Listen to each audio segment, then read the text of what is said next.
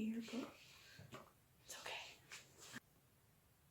What is the job of a true ally? What are the real motivations behind my allyship? Am I doing more harm than good? Thank You for Your Labour is a play which raises all of these questions and more as it tackles many difficult topics alongside an everyday interpersonal conflict. The plot follows a small group of white college students organising a concert aiming to be in solidarity with the people of colour attending their college. In order to diversify their group, they invite the only person of colour in their class, a girl named Alicia who comes from Mexico.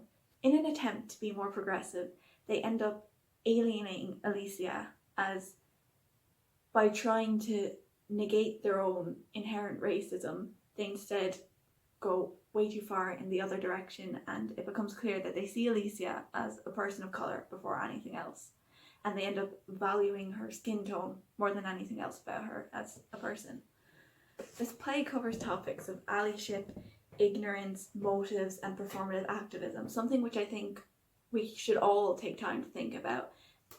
Each character comes to the group as their own unique person with their own unique traits, their own unique attitudes to activism, their own unique priorities, and their own unique struggles, even though they all have, of course, the in-common struggle that we've all been struggling with for the past year or so, the COVID-19 pandemic. They are college students studying from home. Some of them are isolating with problematic roommates. Some of them haven't been able to see their family for months. It is clear that there's, problems and conflict within the group, which ultimately leads to disaster towards the end of the play. What I find really interesting about the play is that for all perspectives, there is something there to relate to. Like taking, for example, Megan's character, Megan is trying, but her motives are unclear. She is self-centered in her own activism, and her activism seems more performative than anything else, as it slowly ends up doing more harm than good. It is clear she is centering herself rather than the overall benefit of what her actions could do or what she could provide. This self-centeredness becomes clear through other aspects of her character as well, as she ends up fighting with one of her longtime friends towards the end of the play, as her friend feels that Megan doesn't spare enough thought towards her, or that Megan is always concerned with her own issues and not willing to listen to hers.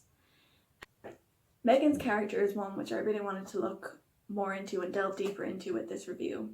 It is easy for me sitting here to sort of alienate myself from Megan and condemn her actions, condemn the bad things about her character, talk about her flaws and her faults as removed from myself, but I think to do that would be to disregard the message or the point of the play as I see it, at least. I think the point of this play is that everyone has something they can relate to and everybody has someone they can see themselves in, and if I'm being completely honest, I could see myself in Megan as well. I think there's something to be learned from Megan's character. She is trying, to say the least, but it's clear that she's not doing it right, whatever right is. And Megan, her actions cause more harm than good, because above anything else, she puts herself first in her activism. She wants to put herself forward all the time. And I think that it's really interesting to look at that from my perspective and really think about, what am I doing? What are my actions doing? Am I doing the right thing? Am I doing enough? And what are the motives behind my activism, which is what I started this review with. As I said before, everybody can see a bit of themselves in at least one of the characters. I mean, there's so many different personality traits going on here. There's ignorance, there's topics of privilege, there's self-centeredness, as I mentioned before, jealousy, so many things going on, all condensed into such a small play, which is why I think this play is so good. Thank You for Your Labour is one of the few plays that I've seen since the beginning of the pandemic that felt like it optimized Zoom as a platform. Many other pieces which I've seen performed over Zoom or recorded on Zoom have felt limited by the medium, whereas I feel like in the case of Thank You for Your Labour, it uses it very effectively to its advantage with the use of breakout rooms. Midway through the play, we were given a choice of which breakout room we wanted to join, and depending on which breakout room you join, you get a different perspective on the play completely and a different insight into two of the characters.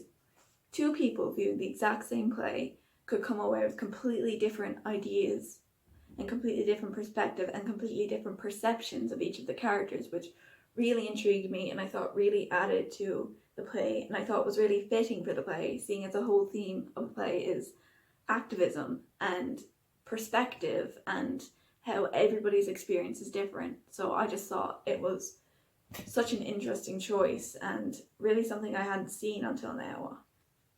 I also thought that the play was very widely relevant. It was written and performed in Canada by college students living in Canada, yet still seeing it months later, myself, who is not a college student nor Canadian, I could still understand it perfectly. It was still relevant to me. I could still understand where they were coming from, understand the references. There was no part where I felt like I was being left out of sort of like an inside joke or some. And I thought, that's something that's really valuable in a play, especially plays on this new medium of Zoom and online, which we've been forced to move to for the COVID pandemic. The fact that anybody can view it from around the world and still get the same worth and get the same understanding and the same message out of it as someone viewing it thousands or even hundreds of thousands of kilometers away. Overall, I thought this was just a really enjoyable play to sit down and watch, and it was also really enjoyable to discuss, really enjoyable to think about, and really enjoyable to make this review about, with so many things that I could delve deeper into, so many things I could think about, talk about, write about. I could sit here for hours talking about it, honestly, but I'm not going to do that, thankfully. Being nitpicky though, because I do feel like I have to find something negative to talk about here, if there's one thing I could change about that play, I would probably change the ending. I really love the use of colours and lighting, and I really love the musical piece towards the end of the play, but it also left me wanting more. I enjoyed the piece itself so much, and I was so enthralled by it, but I was sort of sitting there at the end like thinking, is that it? We do get to sort of see their character growth through the argument at the end, but I would have liked a bit more of a, finishing moment, sort of a finishing message or something to end it. Like, it felt like the play didn't end with a full stop, if you know what I'm talking about. But, again, just me being nitpicky, and it didn't overshadow the value of how great the play was on its own regardless. Overall, a play which I would highly recommend seeing should you get the opportunity to, and just can't say anything else really. I've said all I need to say.